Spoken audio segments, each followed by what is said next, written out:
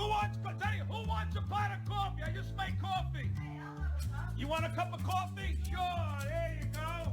Who wants coffee? Anybody else want coffee? Who wants coffee? And now it's time for the man with the caffeine, the new tropics for the brain. It's Coffee with Mike. Hang in, hang tight, grab your cup, and let's get this thing started.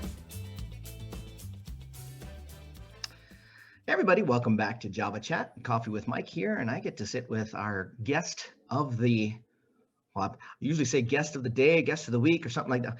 I got Timothy in with us today, an author, and we got to talk about this book because you guys are going to be like floored. There's an actual framework for making better choices, and he has outlined it in his latest, and that's exactly one of the reasons we're here to talk about it. Timothy, thanks for joining us here on Java Chat. Thanks so much, Mike, for having me. Absolutely. So give us a little background about yourself, brother. Where are you from? What you do? How you been? How'd you get to where you're at today? Well, let's start with how I've been. I've been really well. Very thankful for just the opportunities I've been given, such as being able to launch this book. I reside in the Bay Area, Northern California, Woo. East Bay to be exact. So east of Bay. San Francisco. Yeah. So I'm out there in those parts. And by trade, I'm a clinical psychologist.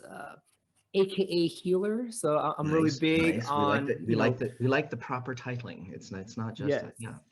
Yeah, but I love being able to empower people, heal people, change people's narratives. That's kind of what I'm about. Give them real life practical skills, which is what this book is about. And yeah, I have a beautiful wife and a 16-month-old son at the time of this recording. The life of a parent. Somewhat new dad. Yeah, congratulations. I'm not quite a new dad. I got a 19-year-old. Is it a boy or a girl? Boy, I have a son. You have a lot coming. Anyway, not throwing anything bad out there. I'm just saying you have a lot coming. There's a lot of wonderful events that are going to happen in a boy's life that you get to watch as he grows. It's awesome. So you currently practice as a therapist now in East Bay? Correct. So right now I am working part-time at a hospital called Kaiser Permanente. And then I also have my own business as a private practice owner. Oh, that's cool. That's cool. Right on. And you've been doing that for how many years? I've been doing Kaiser for about 6 years, and I've been doing private practice for about 2.5. Nice. The private practice is different. It's a little more freer, isn't it? It is. You get to be your own man, be your own boss, and you get to choose the people that you think are a really good fit versus if you work for a hospital, you see anyone that comes through the door. Yeah. So it's a little bit of a different system, but both great. Awesome. Now, here comes the fun. How did you choose to do that? Well, some could say that I didn't choose it. It chose me. It chose me. Yeah. And when I tell you the story, it's going to make a little bit more sense. Sweet. So, bring it. Let's hear it. So out of high school, I really wanted to be a journalist. So I did something like a broadcasting little radio show in high school for the morning announcements. Thought it was the coolest thing next to sliced bread. Yep. So right out of high school, I'm like, that's what I'm going to do. But I didn't want to pay for college. Call me frugal. But I was like, I don't want to really pay for college. I want the government to pay for my schooling. So I decided to enlist in the U.S. Army out of high school. Thank you for your service. To be a journalist. Nice. Oh, thank you. Yeah. But then I realized that I was severely colorblind, which is kind of weird, right? That it took me till 18 to realize this deficit. Wow. But when I went through the MEP system, realized I was severely colorblind, so I couldn't be a journalist. That got crossed off the list. Wow. Again, one of the great mysteries of the universe. Not really sure why color vision is that important to report the news, but whatever the case may be, that got crossed out. And one of the few jobs left over was mental health. Mental health does not need color, apparently. No. So, although they because they just do black ink. Pretty much, right? So that's really what got me into the field. Yeah, was I wanted to be a mental health specialist because it was the next best thing to journalism. And what was funny was, if I was really candid, I thought it was a sham job. Right out the gates. I was like, wait. You're telling me that you can pay me to just like listen to people talk about their problems? shoot, sign me up. That is such an easy gig. Until I went into the Army and realized, man, people got some real pain. Like Oh there's some yeah. really messed up Yeah. stuff that people Yeah. go through. And I realized, wow, it's very meaningful. I like what I'm doing, but I was very ill equipped as a 18-year-old going Oh, into this sure. field. Oh, sure. I can't imagine hearing some of the stories from some of our veterans. I mean, Yeah, ooh, it's heart-wrenching stuff. So I knew that when I got out of the service, I was going to go back to school to pursue it, get as equipped as I could, and that's what led me to be a psychologist. well, first off, thanks again for your service, and that is a heck of a story as far as a literal shift. That is one hell of a shift from being one that tells to being one that listens. Sure. And then listening to some of the stories. I have friends that were nurses in the VA, and I remember one story. They had a Vietnam vet. This is a long time ago, but they had a Vietnam vet that they would have to strap down every evening. And in the daytime, he would say, please, you're going to hear some pretty wild stuff at night. Do not come into the room. Just don't pay attention to it, because there's nothing that can, and at the time, there was nothing that could be done for him. But he would literally, there'd be screaming all night from his room, and they had to tie him down. But it was because that's how badly he got messed up when he was in Vietnam. Yeah. Now we have all our veterans coming home from the Middle East, and it doesn't matter where you come from, whether it's Afghanistan or Syria or what have you, they're going through a lot of stuff too. So Yeah. but now there are treatments that are actually proven working, that are helping. I met a medic who was working with a company that created a machine that puts you into a theta state and helps you readjust. And he says, I still have the memories, but I no longer have the anxiety, which is phenomenal. So good. If you can at least So get good. I mean, you may never get rid of the memories. I mean, it's emblazoned, but at least you can now handle it. It's so different. So now that you're out and you're dealing with private practice, what more are you seeing today? What are you seeing now? Well, now I guess it depends on which population we're talking about. So with the hospital, do you still work with veterans at all, or? not directly. I do have a few veterans on my caseload, but it's not because they're a veteran. That's why I'm seeing them. They just happen to be a veteran with some challenges. Got it. But the population is, some of them, I'm fortunate to be able to serve kind of the Medicaid like population through the hospital. So you name it, I've seen it in terms of challenges. We get plenty of it at home too, as much as we see it outside. There's a lot that goes on in humans' lives daily, I would assume. So and because of the pandemic as well, I mean, that's just added a whole nother level. I was gonna say that's that exacerbated the problem. That didn't make it any easier, I'm sure. Not at all. So when you're looking at how did you, so you got this book that just came out, titled Choose Better, correct? That's it. Dropped on the 26th last month, which, by the way, congratulations, that's huge. Thank you. But how did you get to that? I mean, you're in obviously you're helping people make choices. You came up with a new framework. So how did that happen? So I actually had dinner with a friend who is a pretty high executive in the tech world. And me and a partner of mine were in the midst of starting a business together. I wanted to ask her what could really serve her employees, her staff. And the thing that she told us was critical thinking. How can you help my executives, my staff, my supervisors think better, given that there's a lot of deadlines, stresses, competition between different specialties in terms of who thinks they're right or have a better idea.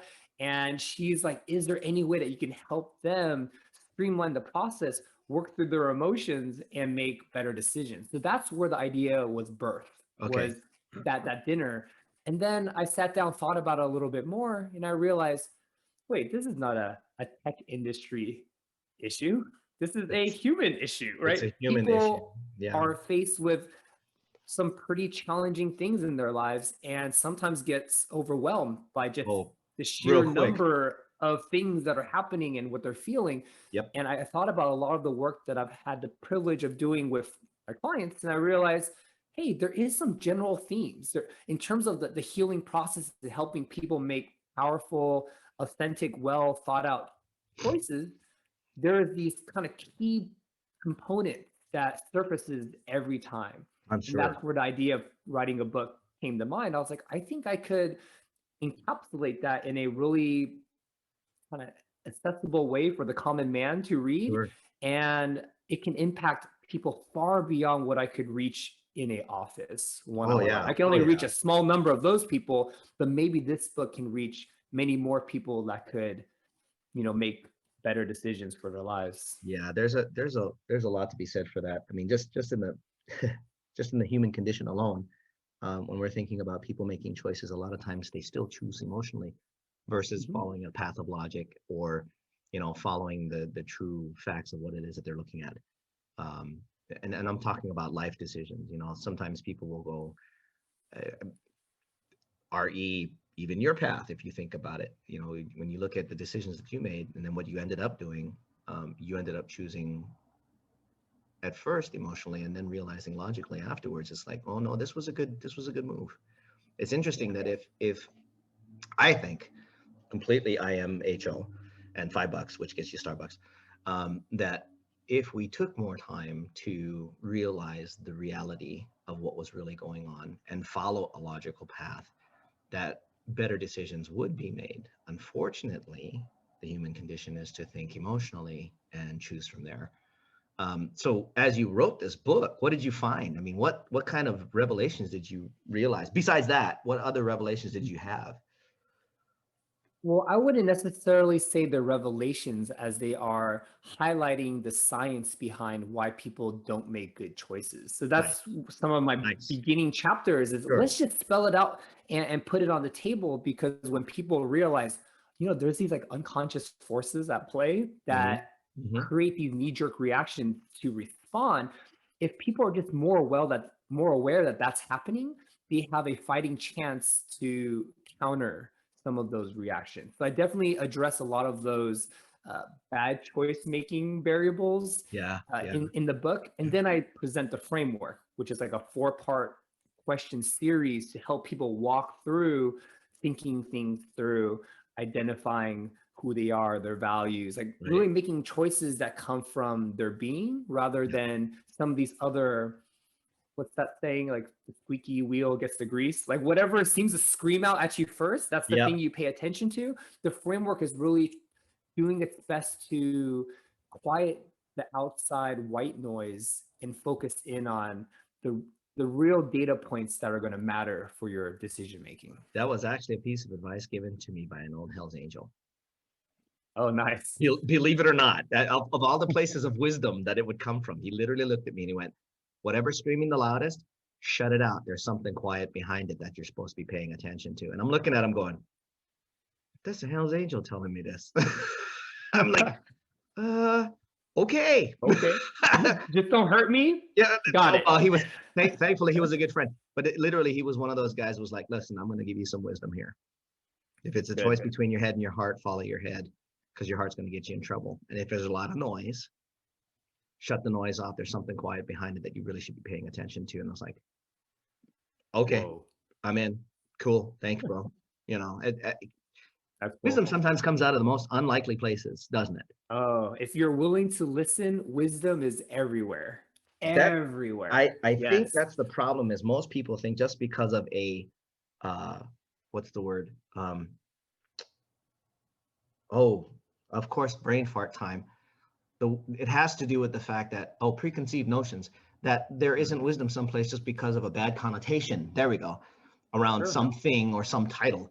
And it's like, no, every human has wisdom.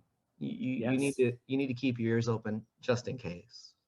And if you don't, it's your loss. Right? If you don't listen, that's on you. The universe, God is talking to you, and if you shut it out, I mean, hey, that's on you, man. Yeah. Good luck. Somebody's got the experience out there that you don't. You might as well at least stick it in your, and this is something that I've lived with for years.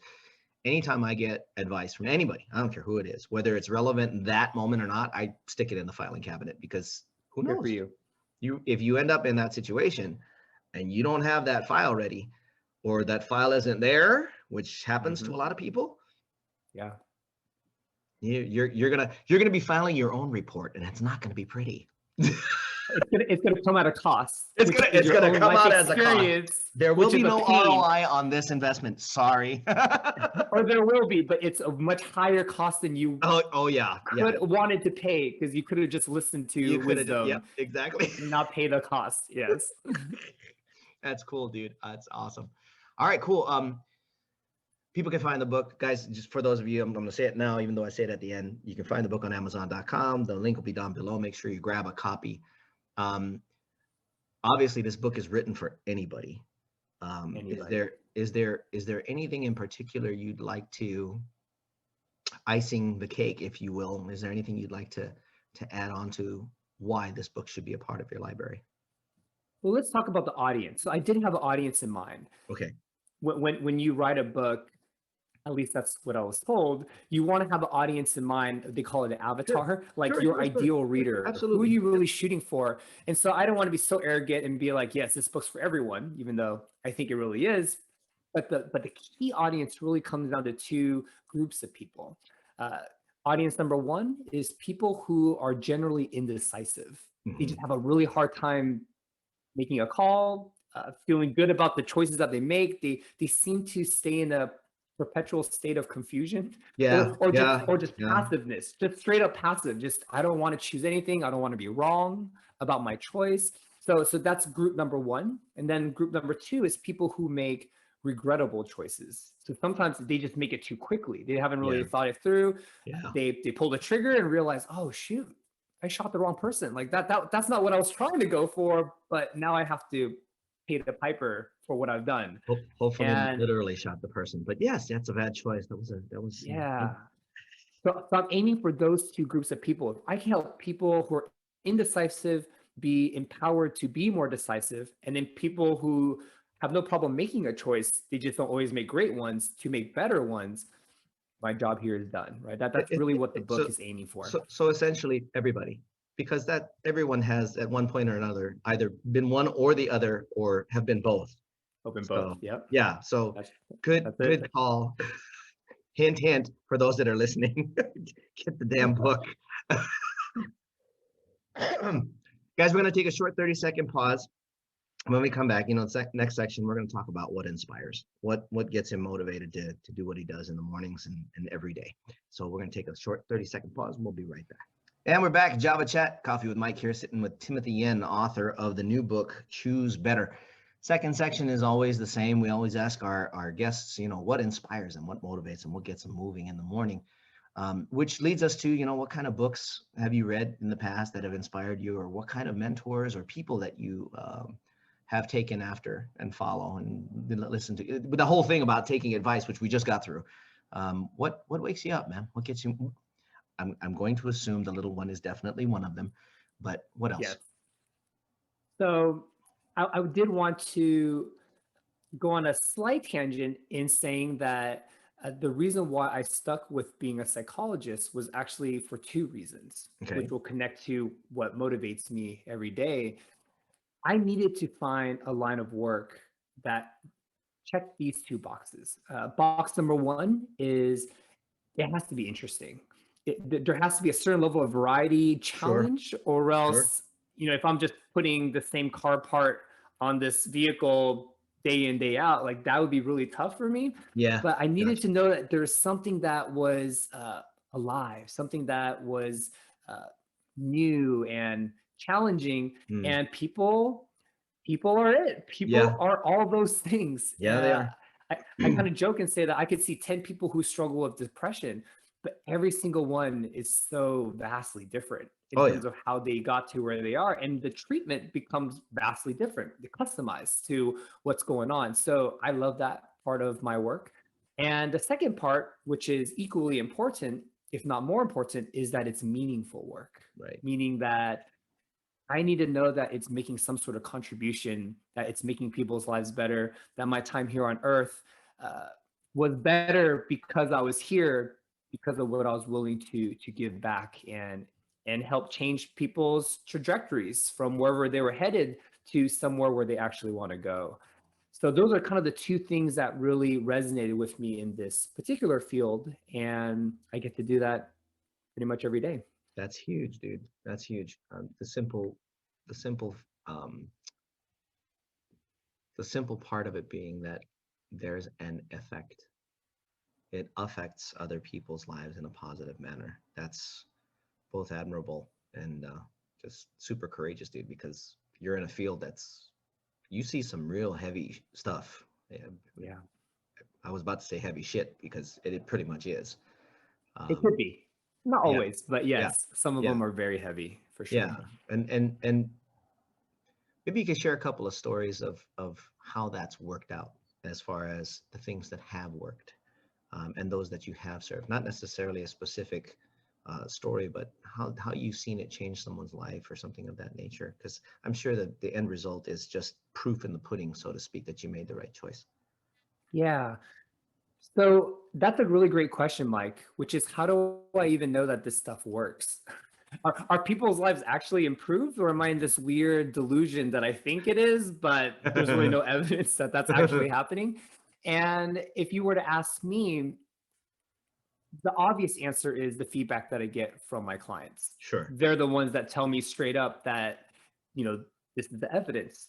I was here and now I'm doing this kind of stuff in these kind of healthy relationships that I wasn't in before. I found more purpose, meaning in the work that I do. So that kind of transformation does occur through the process of counseling. And how do I help people get there? What I would say is a lot of people come into my office or come work with me because there is some screaming agony of pain of some sort, Sure. be it Sure. depression, anxiety, just whatever it is Whatever that's it is, really yeah. plaguing it. Right. And that's what gets them into see me. And for those of you who have never tried counseling or have no idea like what that world is about, what I want to tell people is that is what gets people in the door, but that's not really why they're here. They think that they're going to come see some magician that's going to like wave some wand and the pain is going to be gone, right? And I tell people, I'm like, if I could do that, I would totally do it. If I could wave a wand and just make the pain go away, I would totally do it. Oh, yeah. However, the pain is actually not the problem. The pain is the byproduct. It's the Right. byproduct of a real problem. Yeah. Just like the pain is not the issue, it's your broken leg. The Right. broken leg is the issue. You need to get that Yeah. splinted or cast, right? But the pain is what screams at you saying, hey, Houston, we have a problem. We have an issue. You want to take a look at it. Right. So in a weird way, pain is actually a gift. If you didn't experience the pain, you would not know to take a look under the hood to figure out what's actually wrong. So part of the process is just getting some insight, just getting some clarity to what's really happening. And sometimes when people are in the state of confusion, a lot of stress, multiple fires, figuratively, that they're trying to put out, they can't think straight. They don't really know what the problem is, but they are severely depressed or really anxious or tired. They can't sleep, whatever the case may be. And just being able to walk through that process and identifying, hey, I think this is the primary issues. Like you don't have the kind of connections that you want, or the work that you do, even though it pays well, is meaningless to you. You don't feel like you're making a difference at all. Whatever the case may be, when people have that aha moment and saying, no, you're right. I thought this was the problem, but it's really not. It's really this. Then the work really begins. When that insight is kicked in and there's some clarity about what's really causing them discontent, then we start talking about collaborative problem solving. What is it that's missing, or what kind of strengths that you already embody can we use to help you work through the issues and achieve or cultivate the kind of results that you want in your life? So that process helps. Yeah. Do you find a lot of that has to do, again, with what you wrote about, which is choosing better? Do you find that a lot of times it was choices made emotionally, or choices just made improperly, period? You know, it's not always about emotion. Sometimes you just make bad choices. But do you Right, think because for of that? missing, yeah, or missing information because they didn't take the time to kind of look into it. Or sometimes you did the best that you could because that's all that you have at your disposal at the And point in time. the choice was still not good. Yeah, no, I get that too. That makes Yeah. absolute sense. When you're in the midst of that, and I think a lot of people, I've had other healers and counselors on here, and since we're on that subject, let's, if you don't mind, for just a couple minutes, let's go dig into that a little bit. Let's dig. I think a lot of people miss the fact that counseling is not for, because there's still this stigma around it of counseling's not for me. Mhm. You know, I'm not that person, and yet Sure. I think a lot of people miss that counseling isn't about being that person. You know, using the word crazy or whatever it is that they want to Mhm. use. A lot of times it's just, you may not see the signs. You might Yeah. be internalizing your anger and not even realize it. If anybody remembers the movie Anger Management, which was freaking hilarious, but it brought a real issue to light and actually had me taking a look at my own life and going, am I internalizing anything? And, you know, figuring out from there whether I needed to go get some help or not and stuff. And I have been to counselors because randomly and you know, intermittently for different things, just because it's like, hold on a second, something's not right there. Um, Maybe I need to go talk to somebody because I'm not the specialist. I mean, I know me to a degree, but it might take somebody else from outside. What do you tell somebody to get them to understand it's okay to meet with a counselor, not see a counselor, but meet with a counselor and sit down and go dig? You know, there's nothing wrong with digging. You might as well know what's going on, right? Yeah. If you were to ask me, it's really a matter of self-respect and That's a loving cool way to look at it. yourself. Yeah, that's a cool way to That look at it. I do like that. you love yourself enough to fight for a higher quality of life? And if the answer is no, then don't get counseling. Like figure it out. I mean, and I'll be really honest with you. Most people could probably get through life decently without counseling. I'm not gonna toot my own horn and be like, oh, everyone should come get counseling. Everyone needs it. I'm not that arrogant. But what I would say is what would take someone maybe 2 years of their life to figure out this one thing could be unraveled within a few weeks. I mean, that's some good ROI. Like you can It's huge. get so much of your life back because you have the cutting edge insight or being able to just change the trajectory of how you live your life. My big question is, why not? Why would you deprive yourself of saving tons of time, getting the wisdom, as we were talking about earlier, so that you can actually live in the state of power, right? And being able to live the life that you want. Sure. And if it's just this pride or money or whatever the reason may be to not get that kind of assistance, again, that's on you. I mean, it's a free country. You can do whatever you want, but I just believe that everyone in their own life is too close to their own life. There's no objectivity, right? Like That's it's true. like closer That's than their true. skin. Yeah. And so you may know things about yourself and about your situation, but inherently there's going to be blind spots. Everyone has All blind day. spots, All things day. that they just can't see, their Yep. own past experiences, preconceived notions that keep us blind. Like we just Hmm. can't see it Yep. from a reality standpoint. And how powerful is it to be able to talk to someone that isn't so intermingled into your life and can see it from a third person perspective and be like, hey, have you ever seen it this way? Or I think this is really what's going on in the background that you may or may not be aware of. That's worth its weight of salt, in my opinion. It's So, really, like you said, you don't have to do it forever, but man, if you can just break through some of these things that are yeah. really holding you back, shoot, why? Why not? So two points that I'm going to throw out there because I want to take away the economics issue. Most health plans today include some kind of mental health element. They do. So if you think you're not able to afford it, go check with your employer, or go check with, because I believe even Medicaid in most states have it.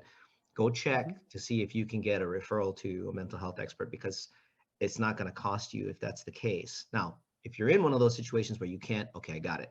But for the most part, most of us can. We just don't know. The other one is that whole having a third party taking a look. And I've always told people, my friends, I'm like, look, this is what I'm seeing.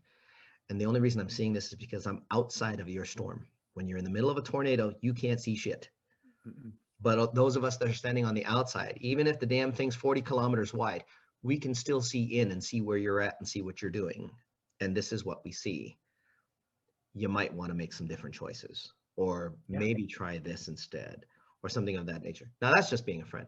When you got somebody who's a meteorologist that understands the storm even better than we do, probably a good idea to go talk to them and try to get that figured out. That's it. Yeah, that's a great analogy. Yeah, they know weather, right? They know weather. So you're stuck in, you're unsure what kind of storm, but you're in some sort of storm. Yep. Why would you not take an hour of your week to figure out what kind of storm it is, how to get the heck out of it? How did you get in the storm to begin with? Yeah. And what is a practical next step to move out of the storm? It just seems like a no-brainer. Isn't it interesting to see how humans willingly walk into the middle of storms without thinking? Where they could be taking a nice fresh step in a nice and sunny day, they see a tornado and they go, ooh, let's see what that looks like, and they run right into the middle of it, and then all of a sudden. So this is going to bring us to talking again now a little bit more about the framework of Choose Better, and we're not going to give all steps, but we're going to talk about maybe one or two, and because I think it's valuable, and then after that they'll have to get the book. It's because I think a lot of people miss, and I'm really excited to hear or read the book, see the whole thing. But I think a lot of people miss the preparation of making a choice. They like you said, a lot of people rush into things without sometimes not looking for the information, sometimes not having the information, and realizing they can choose not to choose and walk away. Because I've had friends that have done it. They're like, well, I had to do it just because. I'm like, but facts. And they're like, yeah, well, I didn't know that at the time. I'm like, yeah, so facts are there now. You're gonna stay there.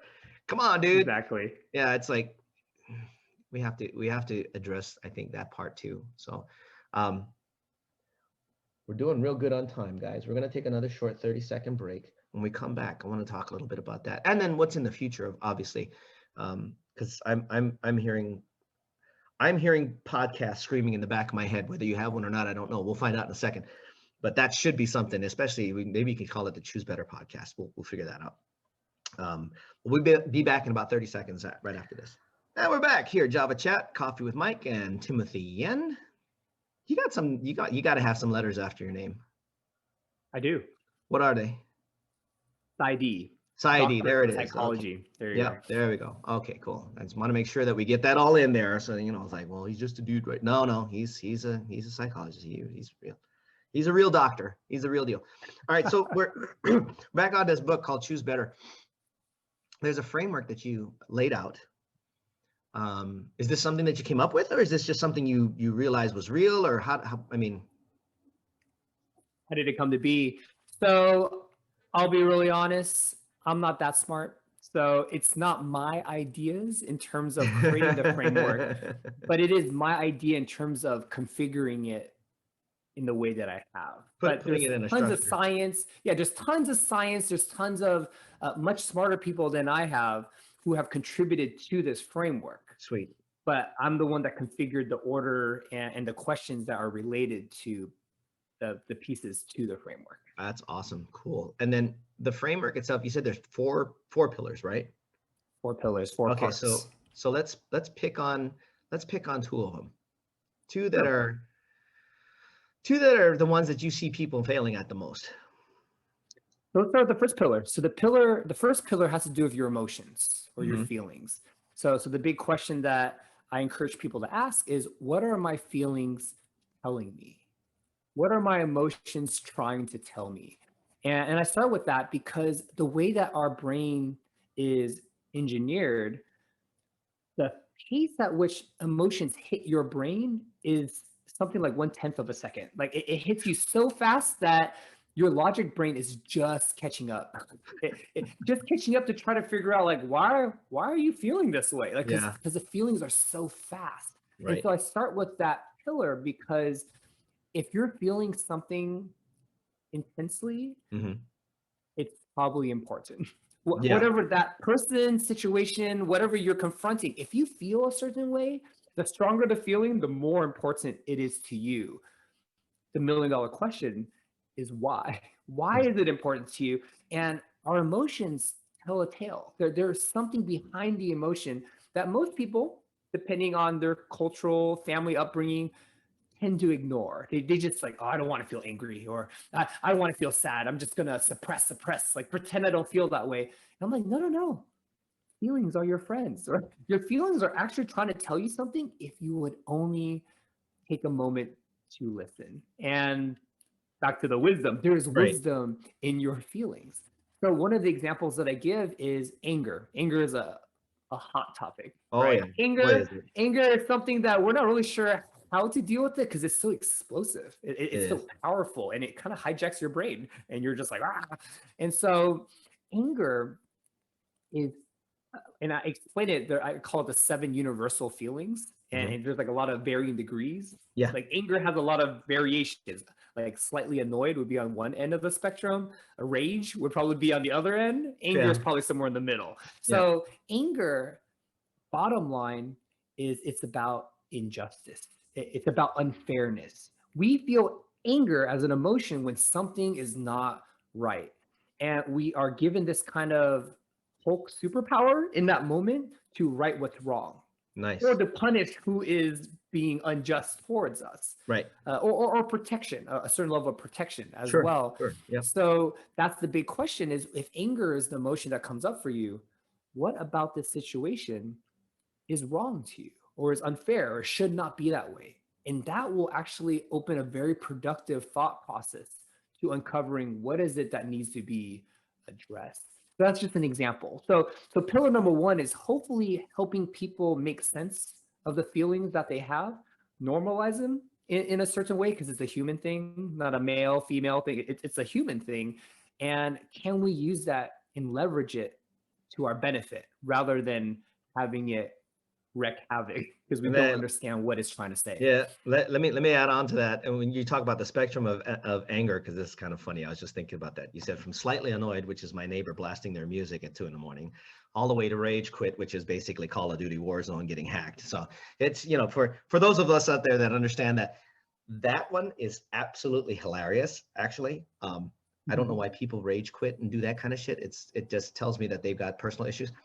The other one is let's be clear, that's something that's out of your control. You really can't control what your neighbor does. So if you're annoyed, why are you annoyed? Because it's loud, it's 2 a.m, and you'd like to get some sleep. So when you're using that as an example, as far as that's a very small degree, how would you use number 1 to figure out what's going on there? So part of it is simply honoring and acknowledging that the feeling is there, that you're irritated. And you ask that deeper question, like, what is the irritation trying to tell me? Well, the justice, or what should be, is people go to sleep at 2 a.m. That is what people do. And this bozo over here clearly does not follow those norms, and is quite frankly very inconsiderate.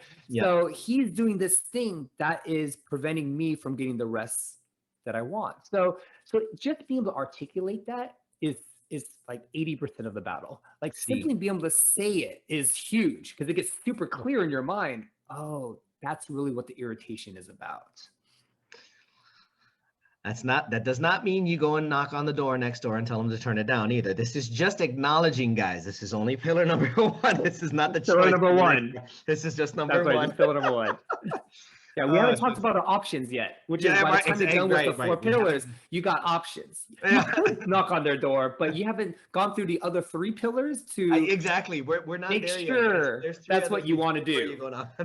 That's right. Is that really what you want to do? Because he might have a shotgun that he just bought, right? Like it might not be worth it for what you're trying to accomplish. Yeah, not to mention if he opens the door and he's a UFC champion, you're probably not going to get very far with him. And might have been a bad choice at that point. He'll just crank up the music and kick He'll probably turn on the amplifier at that point just to make sure and put the speaker at the wall. Just to spite you. That's right. Just to continue the irritation and take the spectrum a little higher. Exactly. Oh, shucks. Okay, so that's pillar one, is honoring and acknowledging, I'm assuming. What would be, let's skip. Let's go to pillar number 3. What is that? So pillar number 3 has to do with acknowledging the values of others. So it's understanding that when this is interesting. and this is what I kind of half jokingly say, if this book just makes people choose better in a selfish manner, and they're just more manipulative now and like really good at getting their own way, I would have failed as an author. I totally would have failed, because we don't need more selfish people. Like there's plenty of those to go around. Yeah. My hope is that in that decision-making framework, people are being intentional about creating win-win scenarios as much as possible. Sure. And if you're able to do that, it means that you have to ask the questions, what is meaningful and important to the people involved? I know what I want out of this exchange, but what's important for the people that's involved? Let's use your raging neighbor example, right? So pillar 3, in that case, it's like, all right, let's think about it for a second. Clearly, he loves his heavy metal music, and maybe it comes alive for him at 2 a.m.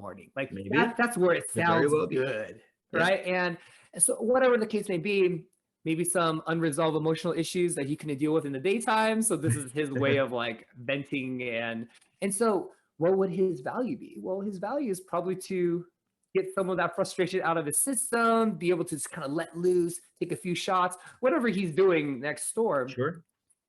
So the value, if he had to distill it, is he values his own space, his own time, being able to listen to music the way that he wants, when he wants to do it.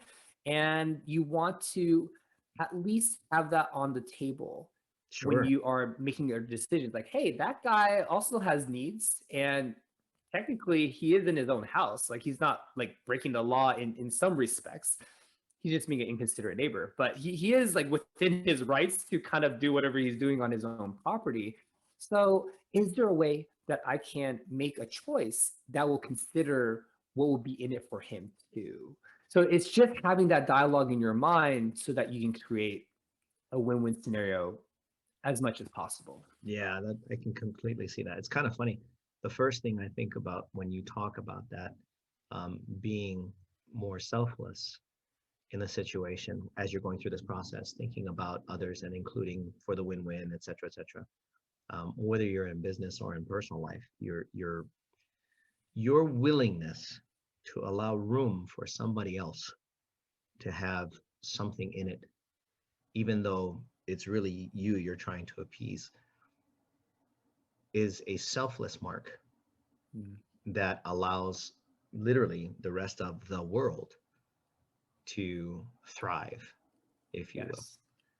And I think there's a lot to be said for that, because a lot of the choices that people make, while somewhat considerate or appearing considerate, a lot of times still have the back end on it. Like, I'm still tuned into WIIFM. Do you remember that radio station? I don't. Tell me about it. What's in it for me? Oh, that's good. Yeah. I learned that one from an old friend of mine who was a counselor too. He's like, yeah, you're still tuned into WIIFM. Haven't you heard that one before? And he wrote it down on a piece of paper and he handed it to me. And I looked at it and I went, oh man. I am tuned into it. It is blaring. That's really bad. That's horrible. You're right, but that's bad. But I think that really does speak to, and considering the condition our society is in right now. Yeah, I think that pillar would be huge if people used it honestly versus what you see a lot of going on right now. And that's a whole nother podcast, brother. But I think that would be huge if people would just pick up on that one pillar. Choices will change. Interestingly enough, that the image that hit my head as you were talking about this is that, he's doing heavy metal at 2 a.m. I live in Vegas. We're a 24/7 city. He might have just got home from work. Yeah, maybe. And he's trying to wind down. He could be dealing with some issues. You know, I pictured Most likely. walking up and some big dude with a beard comes out with tears in his eyes and he just needs a hug, you know? Right. But that's my thinking. Everybody else is, you know, gonna think differently, but that was the image that hit my head. What if he just needs a bloody hug and all of a sudden the music stops? Right. I get to sleep. I get to sleep. He gets to feel better and he gets to sleep. Yeah. Win-win. Win-win. So it's I think as people are listening to this and watching this, it would be, the word is behoove. It would probably be really beneficial, that's a better way to describe it in today's English, to really take a look at what it is that the other side, and I like the fact that you said cultural awareness and situational awareness and all of that. It has to be all of it, because there are cultures that's like, it's not good to be angry. You shouldn't be angry. Mm-hmm. There are cultures where it's like, no, it's okay, just let it go. No, it's not okay to just let it go. That's called internalizing, and that could be a problem. Yes. It usually starts a lot of anxiety and depression, if I'm on the right path here. You're right. You're not wrong about that. That's right. We're killing it, bro. This is really good. People can find this on Amazon. Choose Better is the title. It was released on January 26th by Timothy Yen, author, psychologist or psychiatrist, or which is it? Psychologist. Thank you, because I know there is a difference. There is. And are you going to be out like doing any virtual tours and speaking or anything like that anytime soon? Well, right now I'm doing a lot of podcast interviews, like your wonderful show here, and just getting the word out about the book, hopefully getting into as many hands as possible that can really benefit from this information. And I'm in the midst of, I think I mentioned earlier, I'm starting a consulting firm with a few of my buddies and trying to make it go international, but using the framework actually as the foundation for the coaching.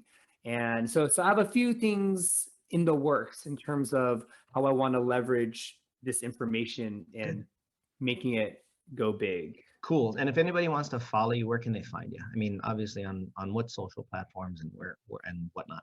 Yeah, so I'm pretty much on every social platform. If you want to get a hold of me individually for some sort of collaboration, or you have a question about anything, I'll love to hear from you. You can just go on my website at www.timyen.com, so TIMYEN.com. And that's my professional website. You can send me a contact form. We'll love to hear from you.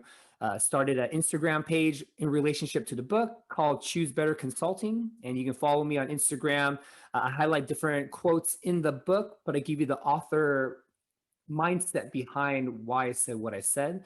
I'm hoping that'll add value to our audience. I want to start doing stories and just interfacing with people out there, like the listeners that you have, and stay tuned. You triggered a thought when you were talking just now, and I'll have to try to remember that. TimYen.com, Choose Better Consulting on Instagram. All those links, guys, will be down in the comments, of course. If you got questions, make sure you ask here in the comments. He will have the link to this particular broadcast, so if he sees one, he can answer it right away. What would be like your biggest piece of advice, like to anybody that's thinking about, that's listening to this? What's probably your best that you can give them? The best I can give you is choose better is a state of mind, meaning that no matter what kind of experiences you've had, no matter if you have a terrible track record of bad choices, you can always choose better. You're only one decision away from pivoting from whatever you may be facing, whatever your experience is deemed normal. Never give up. Understand yourself, love yourself, be able to work through what matters to you, and you're one choice away from really capturing the life that you want. That's huge. That's awesome. I want to thank you for joining us, Tim, and hanging out on Java Chat. Really appreciate you making the time. Definitely looking to grab a book for myself just because I want to read the rest of the frameworks. And I would suggest any of you that are watching or listening, make sure you get one too. If you're watching on YouTube, make sure you hit the subscribe button if you're not subscribed already. If you are, make sure you hit that bell too, because that tells you when we get awesome guests like this coming on board. And we post up usually twice a week, Monday and Thursdays. If you're listening to us on any one of the 13 platforms that we're on, I can't name them Make sure you download or subscribe there. It's your favorite place to hang out. We are on Spotify. If you want to listen to us on Spotify, catch us there as well. If you're listening to us on our home platform, anchor.fm, more than welcome to support us there. Every little bit helps. We always end the same. We love the fact that you guys make the time to come and listen to these. We love every single one of you. We do encourage you to keep going, just like Tim just did. And make sure that you stay up, stay safe, stay healthy, and live. For Timothy Yen and myself, Coffee with Mike. Ciao for now.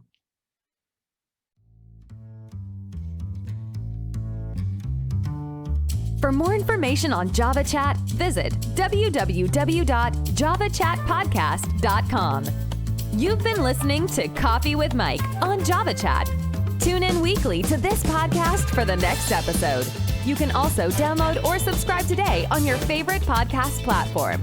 A production of Oasis Media Group, LLC. Located in Las Vegas, Nevada. Copyright 2019. All rights reserved.